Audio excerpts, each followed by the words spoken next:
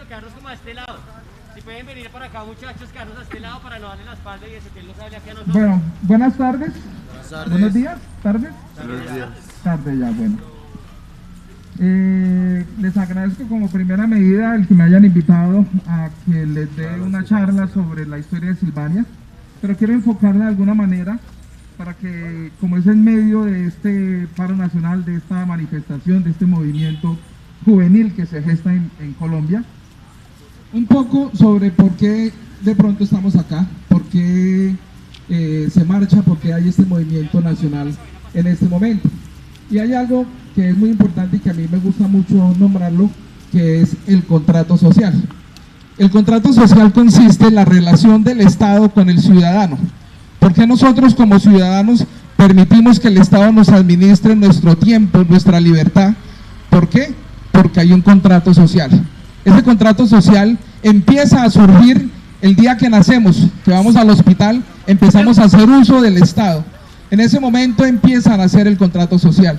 Y cuando ya cumplimos los 18 años, que somos ciudadanos ante la ley, entonces igual seguimos yendo al dentista, utilizando todo lo del sistema del gobierno, del Estado, de lo que es el sistema y todo lo que tiene que ver con la maraña política del Estado. Desde ese punto de vista, eso es el contrato social, donde nosotros permitimos que el Estado nos administre a cambio de la garantía de que el Estado nos garantice nuestros derechos, nos supla nuestras necesidades básicas. Entonces, el día que el Estado no cumple con eso, es que hay los movimientos sociales, que la gente se moviliza para que el Estado cumpla con lo que tiene que cumplir y nosotros seguir dejándonos administrar el tiempo. ¿En qué mejor momento, lamentablemente, se presenta esta situación? Cuando estamos en medio del COVID. Y todos nos dimos cuenta cómo el Estado nos administró el tiempo y nos decía, usted puede salir, usted no puede salir, ¿cierto? Eso fue una mano de decretos donde nos decían quiénes tienen el derecho a salir a comprar, quiénes no tienen el derecho a salir a comprar. Eso es la forma de que nos manejen, que nos administren, porque a veces no creemos que el Estado nos hace esto, ¿cierto? Pero también es algo que es necesario, si no habría una anarquía donde no hay control y esto sería un despelote total. Siempre, normalmente, tiene que haber un opresor y un pueblo oprimido para que esto funcione. Entonces, esto es lo que es el sistema también, sistema político y lo que es el régimen político y del Estado. Entonces, eso era lo que les quería compartir respecto a esta parte. Pero también hay otra parte que tiene que ver con el Estado y nuestra relación, y es la tecnología política del individuo, que es cómo el Estado nos administra a nosotros, cómo el Estado finalmente en este posmodernismo, digamos, de la parte política y pública, nos dice, ustedes son un cuerpo, ¿cierto?, que tiene que producir, no para el bienestar de ustedes, de cada uno de nosotros, ni para la sociedad, sino para el Estado, que es el hermano mayor. Entonces el Estado nos ve como cuerpos productivos y el día que ya no somos productivos, pues entonces vienen estos problemas. Eso es otro término que se debe tener muy en cuenta porque es muy importante y que tiene que ver con este proceso. Decirles que normalmente se hacen estos movimientos políticos a cambio para exigir nuestros derechos. Y no solamente es de los jóvenes, históricamente, digamos, si vamos a Francia, 1960, los jóvenes allí se levantaron. Allí Daniel Rojo hizo que los jóvenes pudieran entrar a los dormitorios de las mujeres en las universidades, y ese día las mujeres invitaron a todos los hombres a tener sexo para hacer una revolución de derechos allí en Francia.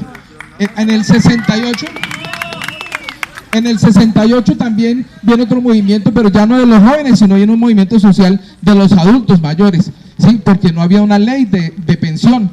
Entonces los adultos se levantaron, el pueblo los respaldó, hubo un movimiento como este y finalmente hubo la ley de la pensión, que hoy en día pues ya lo tenemos reflejados en nuestros países, pero entonces son movimientos que cambian. Y si no queremos ir más lejos, tenemos el monumento a la revolución agraria allí, que es Silvania, es lo que le dio la tierra, el derecho a la tierra a nuestros abuelos. Hasta ese momento, todo lo que es Silvania, el casco urbano y todas sus 13 veredas, 50 y pico de sectores, pertenecían a una sola familia. Pero entonces, como somos humanos, se desviaron las cosas y hubo violación de derechos aquí en medio de esto, por lo cual ellos se organizaron y se levantaron. La primera persona fue Demóstenes Albañil, un campesino revolucionario que solo trabajaba su arma, era su palabra, pero que esta persona era de los agraristas, y ahí hubo un movimiento y lo llevaban preso, pero la cuestión como que no progresaba, ¿cierto?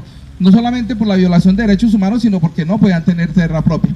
En ese momento entra el comunismo a Colombia y se crea aquí problemas entre ellos mismos, entre los agraristas y los comunistas, los que querían la tierra comprada, digamos, legalmente con Demóstenes Albañil, y los otros, que los comunistas que la querían por derecho propio, porque consideraban que les pertenecía. Entonces hay peleas entre ellos, que se forma un conflicto político. Los campesinos de aquí hacían marchas a Fusagasugá y entraban 300, 600 personas a Fusagasugá, nuestros abuelos, Domingo, Chicha, Guarapo, Vainilla, Asadones, en un pueblo que era pequeñito, como decir unas tres manzanas de lo que es Silvania. Entonces eso causaba terror.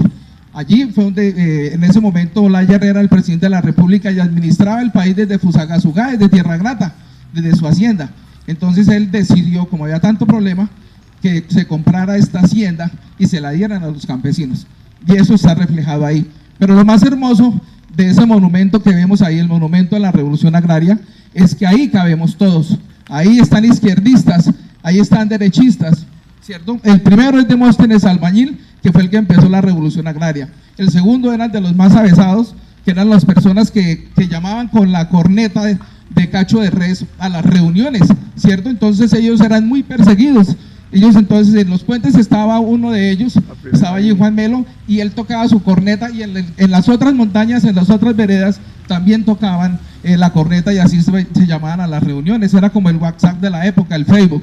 Luego viene, está allí detrás Gaitán, que es la persona que viene y de las bananeras, y en ese momento entonces viene a respaldar a estos campesinos, y les dice que no trabajen más y fracasen la hacienda. De esa manera los hacendados se endeudaron y se vieron obligados también a vender. Viene también Carlos Lleras Restrepo, que era el secretario de gobierno de Cundinamarca, 27 años, y que después fue uno de los mejores presidentes de la República de Colombia. Y él hace un estudio aquí sociológico de la hacienda El Chocho, de lo que pasaba. Venía y se quedaba en los puentes, y los domingos analizaba la situación, y se dio cuenta que el problema aquí era el contrato de trabajo que había para los campesinos, que los tenían oprimidos. Entonces hizo uno nuevo para la hacienda El Chocho, para Cundinamarca, y que luego se volvió para el país. Y finalmente están Polonia Beltrán, que era del sector de Agua Bonita, y Alejo Gómez, que era del sector de Subia. Demóstenes Albañil, el primero, era del sector de San José. Ahí está involucrado todo Silvania. Y estas últimas dos personas, el 4 de febrero de 1934, estuvo Gaitán aquí y marchó hacia Fusagasugá con más de 1000 campesinos, y al entrar a Fusagasugá le disparan a ellos, intentan asesinarlos. A Gaitán le dan el nombre del caudillo del pueblo, porque eso nació de esa marcha agraria de aquí, de los puentes, de la hacienda El Chocho, de Silvania a Fusagasugá, pero lamentablemente mueren estas últimas dos personas. Ellos son nuestros mártires que dieron la vida para que nuestros abuelos tuvieran tierra propia, y tienen además los trajes típicos de la época, desde los calzoncillos de amarrar al dedo gordo hasta cada los detalles que se usaban en esa época. Entonces, jóvenes, eso era lo que le quería decir. Estamos en un momento crítico del país, donde la situación está delicada. Hay que tener cuidado. Los felicito porque están haciendo un movimiento político pacífico, es lo más importante, de ideales, que esto se cambia es en las urnas, que si bien ustedes en ese momento parecieran pocos, pero son transformadoras de sociedad, transformadores en sus hogares del pensamiento, de cuál es el futuro, de que el Estado se debe modernizar, de que no es justo de que unas solas personas sean los mayores beneficiarios de todas las riquezas del Estado, cuando una de las funciones del Estado es la distribución de la riqueza, que vele por nuestros derechos, para que nosotros tengamos satisfacciones. Y esto es lo que se está exigiendo en este momento: el tema de salud, el tema de la reforma agraria, el tema de la minería, el tema de la contaminación del medio ambiente. Y para despedirme, decirles de que el tema de que cuando uno exige un derecho, tiene otros deberes. No podemos exigir medio ambiente sano cuando nosotros somos contaminantes. Entonces, esto era lo que les quería compartir. Les agradezco mucho la invitación y felicitaciones.